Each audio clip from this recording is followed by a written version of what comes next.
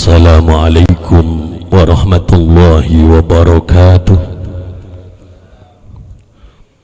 Alhamdulillah wa syukrulillah wassalatu wassalamu ala rasulillah Muhammad bin Abdillah wa la hawla wa la quwata illa billah, amma ba'd. Para jamaah yang mulia, semoga pikiran kita, perasaan kita, perkataan kita dan tingkah laku kita di dunia ini merupakan pertanda-pertanda bahwa kita termasuk min ahlil jannah, karena ternyata semua itu pertanda sebagaimana yang diungkapkan oleh Al-Habib Abdullah bin Al-Haddad dalam kitab Ad-Da'watut Tamah. Beliau menyatakan dalam mukadimahnya, innallaha khalaqal jannata wa khalaqalaha ahlan. Sungguhnya Allah subhanahu wa ta'ala itu telah menciptakan surga dan juga telah menciptakan penghuni surga. Fahum bi'amali ahlil jannati ya'malun. Mereka yang akan menjadi penghuni surga itu sekarang ini sedang melakukan amal-amal ahli surga. Nih kalau begini terus nih, insyaallah ahli surga. Sebaliknya, wa khalaqan nar wa khalaqalaha ahlan. Allah subhanahu wa ta'ala juga telah menciptakan neraka dan Allah juga telah ciptakan penghuni neraka. Daftarnya udah ada. Fahum bi'amali ahlin nari ya'malun. Mereka yang bakal menjadi penghuni neraka itu sekarang ini sedang melakukan amal-amal ahli neraka.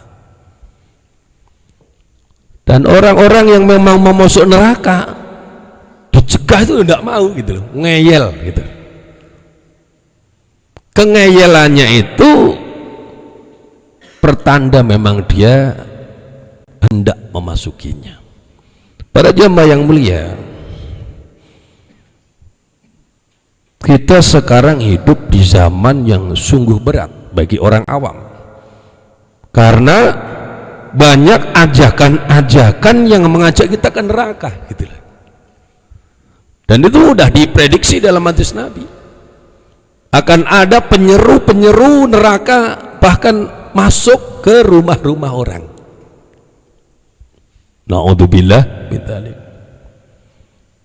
Seperti ada seruan untuk memisahkan agama dari kehidupan. Ada seruan begitu.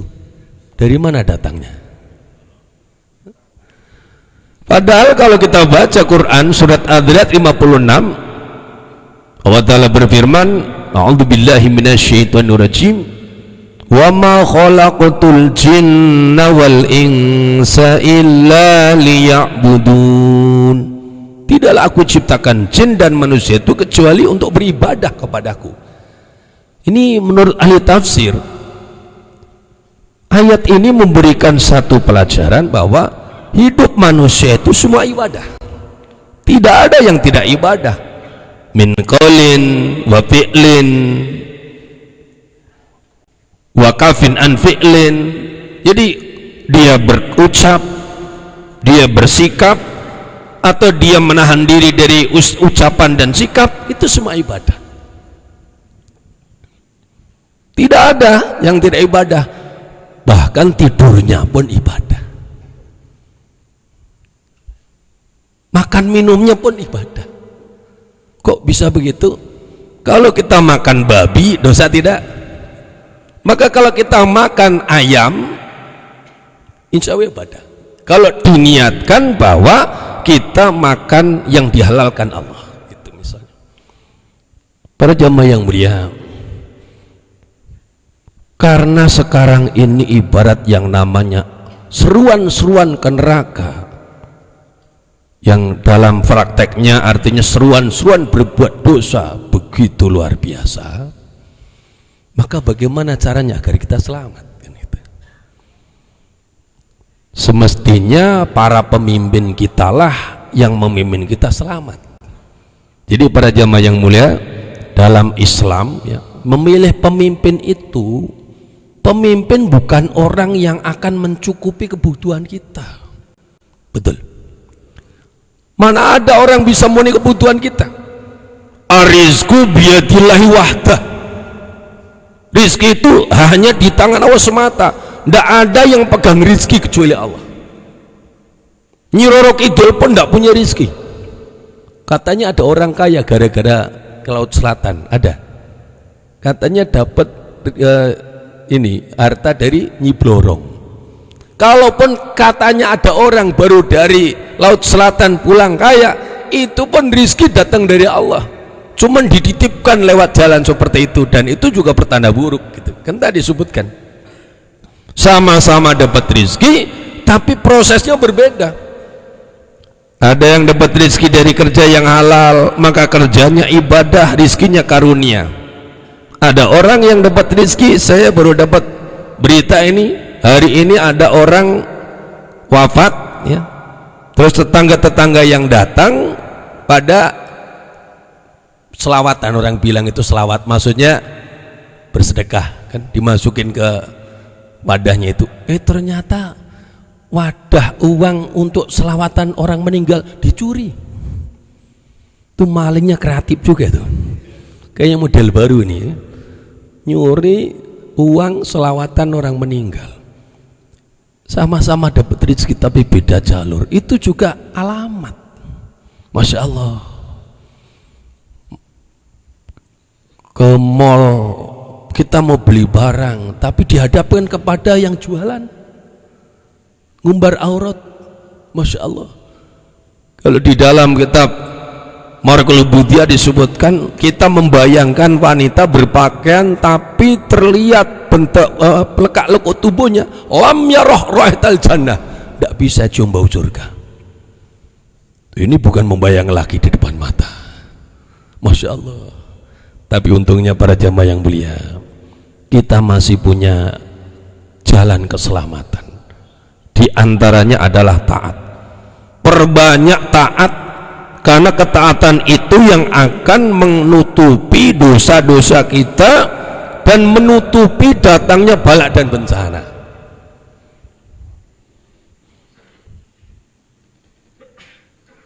Kalau kita banyak berbuat maksiat tapi sedikit taatnya, itulah yang kemudian mendatangkan bala bencana dan kesusahan. Imam Nawawi menyatakan, wa ghalibu ma yahsulu minal humumil humum minat taksiri fit ta'ah.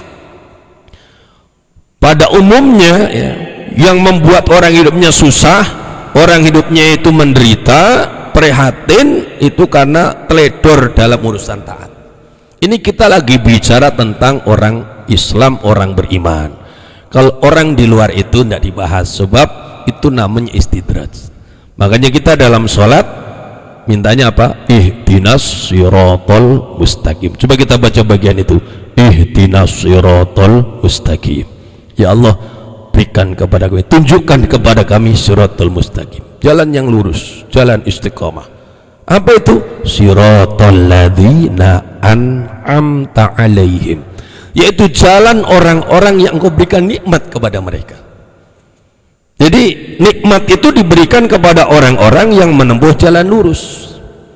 Kalau jalan yang ditempuh tidak lurus, maka masuk pada yang kita mohon perlindungan, ghairil maghdubi alaihim waladhdallin. Bukan jalan orang-orang yang dimurkai, bukan pula jalan orang-orang yang sesat. Kalau dalam tafsir jalan disebut humul yahudu wa nasara, mereka adalah orang-orang Yahudi dan Nasrani. Nah, oleh karenanya para jamaah yang mulia, ada satu amalan yang kita sudah tahu, namun kita akan baca dalil-dalilnya di zaman yang seperti ini, di mana dosa itu menghadang kita di setiap waktu dan tempat. Jangan sampai kita kurang di dalam istighfar. Jadi salah satu amalan yang sekarang ini harus diperbanyak adalah istighfar. Karena dosa-dosa itu mengundang masalah. Mengundang masalah apa? Keprihatinan di dalam pikiran, kegelisahan di dalam hati, dan kesempitan di dalam rizki. Rasulullah bersabda,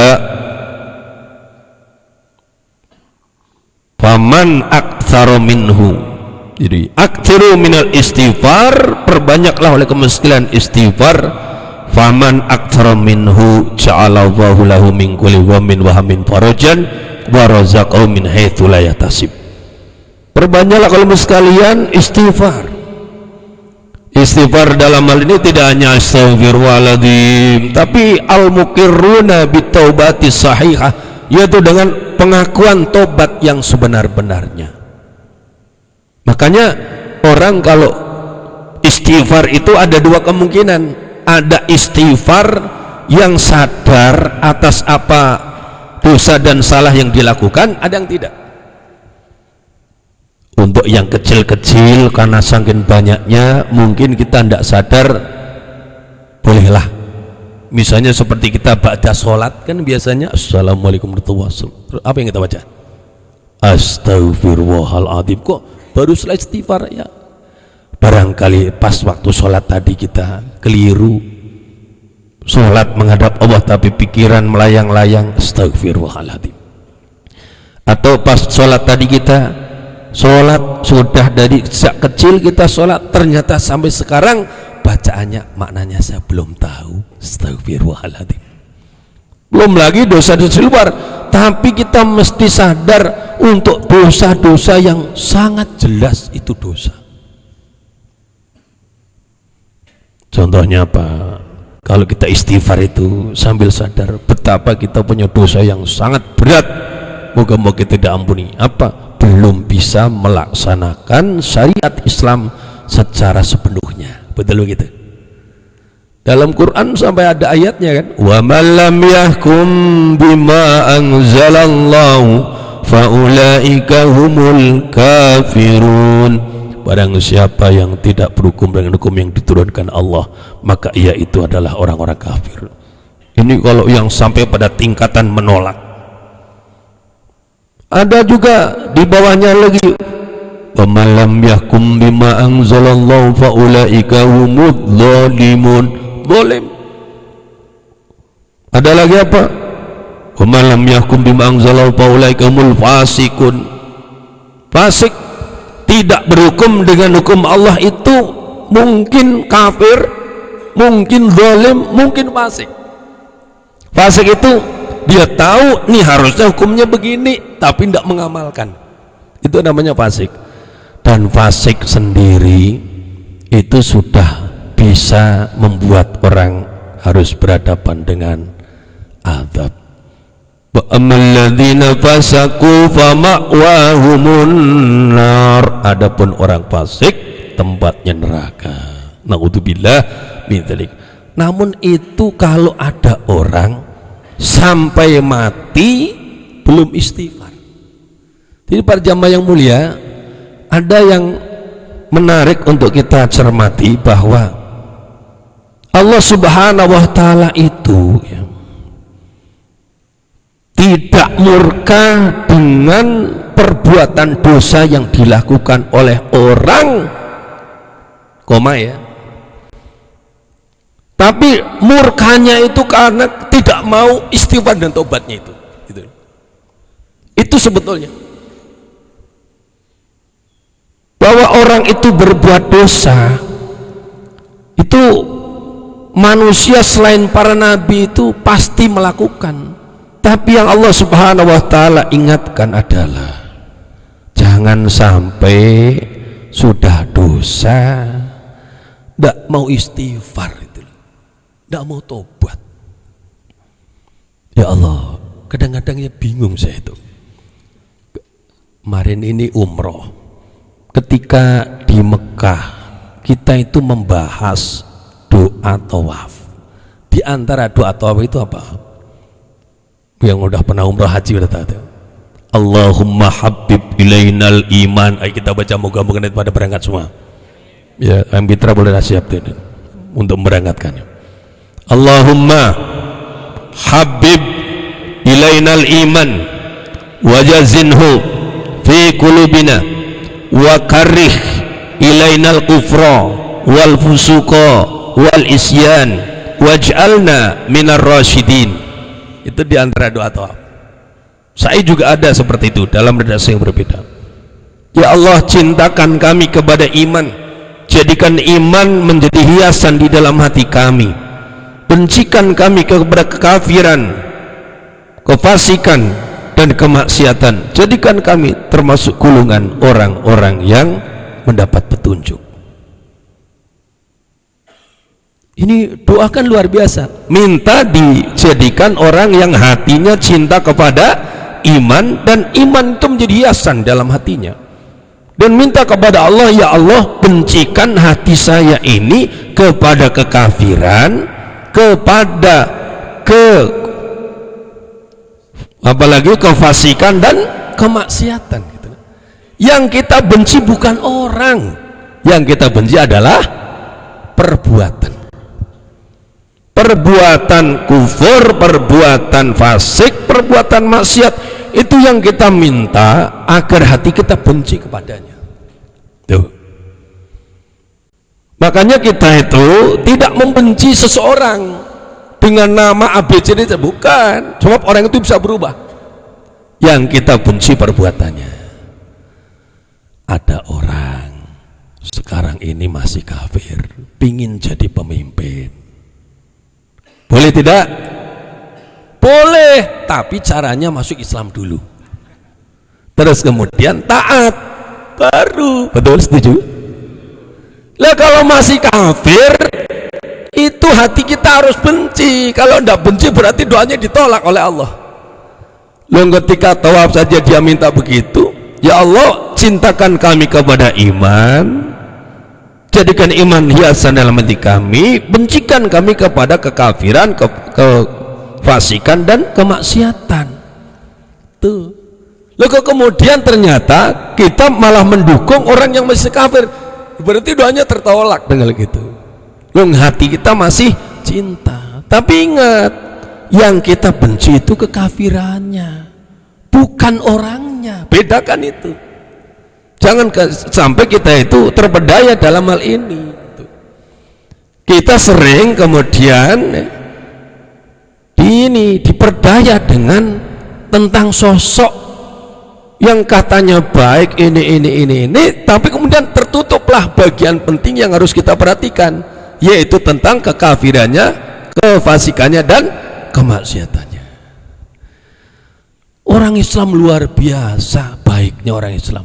Coba lihat orang itu kalau udah mau tobat langsung dirangkul ibarat itu. Contoh, ada orang dulunya itu pernah menjadi pecandu narkoba, tobat jadi ustad beken malah, betul nggak? Kayak kurang setuju gitu. Terkenal kan? Ada artis tobat terus dakwah langsung jadi ustadzah, betul. Yang ustadzah asli malah belakang, yang mondok dari kecil itu deh ya. Orang malas dengerinnya itu. Ini malah justru yang baru tobat kemarin itu diundang kemana-mana, apa? Orang saking baiknya kita itu sama orang-orang yang mau tobat itu. Ada mu'alaf, belajar Islam, terus berdakwah, Masya Allah, jadi balik kondang. Ada santri dari kecil belajar, tidak ada yang mau dengerin. Kita itu orangnya luar biasa baik. Jadi artinya kalau ada orang mau berubah, terima. Nah, namun sekarang kadang-kadang kita justru bagian itu tuh tidak jadi persoalan penting, pada inilah pertaruhan kita gitu. Di dalam kajian kita yang lalu kan sudah sering dibahas bahwa kalau kita itu bersama dengan kekufuran, hidup kita itu tidak punya nilai. Innalladzina kafaru law anna lahum ma fil ardi jami'an wa mislahu ma'ah liyabtadu bihi min 'adzabi yaumil qiyamati ma tuqbila minhum wa lahum 'adzabun alim. Sungguhnya orang-orang kafir itu kalau saja mereka punya harta sepenuh bumi ini, bahkan ditambah lagi semisalnya, yang dengan harta yang 2 kali lipat isi bumi itu dia jadikan menjadi tebusan supaya tidak disiksa dari kiamat, ma tuqbila minhum, tidak akan diterima dari mereka. Walahum adzabun alim, bagi mereka siksa pedih. Nah ini para jamaah yang mulia, bagian-bagian yang kalau kita istighfar harus sambil sadar. Kadang-kadang kita kalau istighfar ingatnya dosa kita kepada orang tua, bagus. Dosa kita pada guru-guru kita, dosa kita kepada istri, suami, anak, saudara, sahabat, teman, bagus. Tapi kadang kita lupa bahwa kita punya dosa kepada Allah. Karena apa? Qur'annya belum kita bisa amalkan.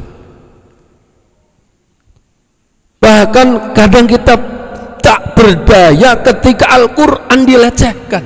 Masya Allah. Padahal Al-Quran itu yang kita harapkan akan membela kita di akhirat. Di antara yang bisa belain kita apa? Al-Quran. Jadi kalau kita baca di dalam hadis, Rasul bersabda, Iqra'ul Quran fa innahu ya'ti yaumal qiyamati syafi'an li ashabi.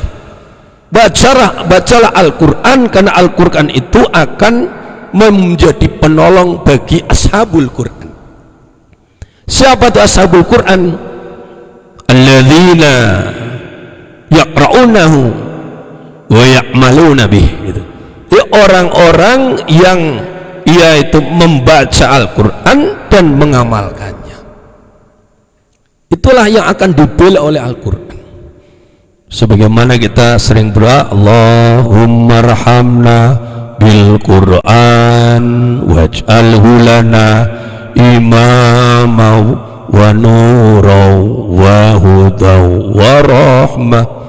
Allahumma dzakirna minhu ma nasina wa alimna minhu ma jahilna warzuqna tilawatahu ana al-laili wa atrafan nar waj'alhu lana hujjatan.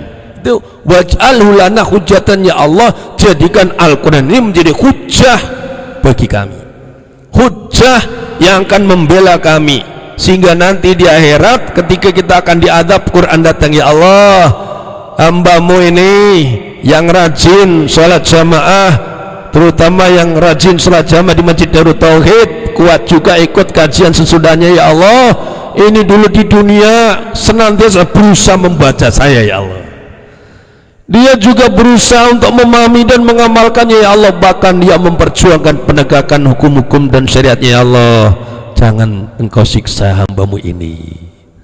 Quran belain kita. Kok tidak ada yang amin dah ya? Aminnya kayak malu-malu gitu. Tapi sebaliknya, waman qara'al Quran walam ya'mal bih, orang yang membaca Quran tapi tidak mau mengamalkannya, fahuwa hujjatun alaih la lah, Quran justru akan datang menjadi hujjah yang menuntutnya, bukan membelanya. Masya Allah. Di sini alhamdulillah ya, banyak penghafal Quran di Darut Tauhid, sarua santri-santri menghafal Quran. Di masjid ini pun ada santri yang menghafal Quran. Ustadz-ustadznya udah ada yang hafal Quran. Moga-moga juga menjadi pejuang Al-Quran. Mana nih ustadznya, mana nih? Sebab kalau dia cuma menghafal Al-Quran tapi justru menolak penerapan isi dari hukum Al-Quran, Qurannya akan datang menuntutnya di hari kiamat. Ya Allah, nih hambamu ini baca saya terus, tapi tidak pernah mau mengamalkannya, bahkan menolak ketika diamalkan. Masya Allah. Nah, tapi faktanya para jamaah yang mulia, banyak hal kita belum bisa berbuat. Dalam keadaan seperti itu, yang kita bisa lakukan adalah perbanyak istighfar. Alhamdulillah, Allah subhanahu wa ta'ala memberikan kepada kita banyak kemurahan. Rasul bersabda, likulli da'in dawa'un wa da'ul dunubi al-istighfar. Setiap penyakit itu ada obatnya, dan obatnya dosa-dosa adalah istighfar. Likulli syai'in hilyatun wa hilyatu dunubil istighfar. Rasulullah bersabda, setiap satu ada hiasannya, dan hiasan daripada dosa-dosa adalah istighfar. Bahkan ada dosa yang sangat besar, tapi kalau kita masih punya kesempatan untuk berdosa, untuk beristighfar, itu pun Allah masih berikan ampunan. Rasulullah bersabda, man istaghfara ghafarallahu lahu wa in kana farran minaz zahfi. Orang yang istighfar Allah ampuni ia, walaupun adalah ia orang yang lari dari medan tempur. Sebetulnya orang Islam kalau udah maju ke medan perang melawan orang-orang kafir, jihad fisabilillah, pantang mundur, kecuali diperintahkan mundur oleh panglima dalam rangka mengatur siasat. Kalau mundur yang lain maju, dia mundur ke belakang, itu dosa besar. Tapi kalau dia masih punya waktu untuk istighfar, dia masih diberi kesempatan dapat ampunan Allah Subhanahu wa taala. Dan di antara lafaz istighfar yang Rasul ajarkan kepada kita, yang sudah biasa kita amalkan, ternyata ini bukan sembarang lafaz ya. Rasul bersabda, man qala astaghfirullahalladzi la ilaha illa huwal hayyul qayyum wa atubu ilaih hufirat dunubu wa in kana qad fara minaz zahfi. Orang yang mengucapkan kalimat astaghfirullah alladzi la ilaha illa huwal hayyul qayyum wa atubu ilaih, diampuni dosa-dosanya walaupun adalah ia orang yang sungguh telah lari dari medan pertempuran.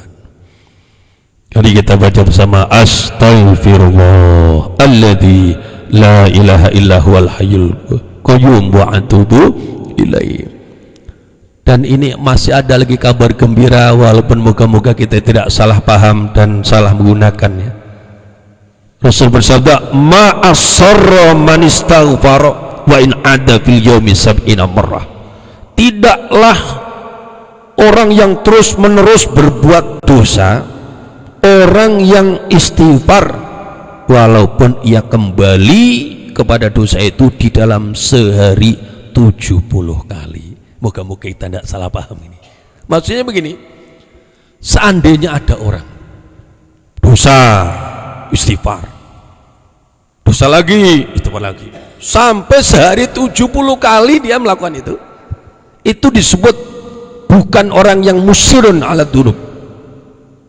Cuman persoalannya adalah apa masih ada waktu. Takutnya kita salah paham dengan di sini, dosa lagi, pas dosa mati, ya tidak sempat lagi kita istighfar gitu loh.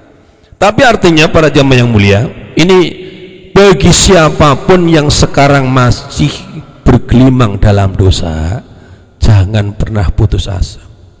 Allah Subhanahu wa taala membukakan pintu-pintu ampunannya, bahkan ibarat orang yang berdosa berkali-kali dalam tiap harinya, asal dia masih sempat istighfar, dia masih punya jalan keselamatan. Para dosa bisa dikafaroh, diantaranya adalah dengan istighfar. Man istaghfara ba'da dunubi wa farawalahu fawala kafarah. Rasulullah bersabda, orang yang istighfar setelah dosa-dosanya, maka Allah ampuni ia, karena istighfar itu adalah kafaroh bagi dosa-dosa tersebut. Imam Nawawi dalam kitab Al-Adhkar, beliau meriwayatkan hadis yang sahih dari Imam Muslim, riwayat dari Abu Hurairah radhiyallahu anhu, bahwa Rasul bersabda, walladzi nafsi biyadihi law lam tadnubu la dhahaballahu bikum wa la jaa biqaumin yadnubuna fayastaghfiruna Allah taala fayaghfiru lahum.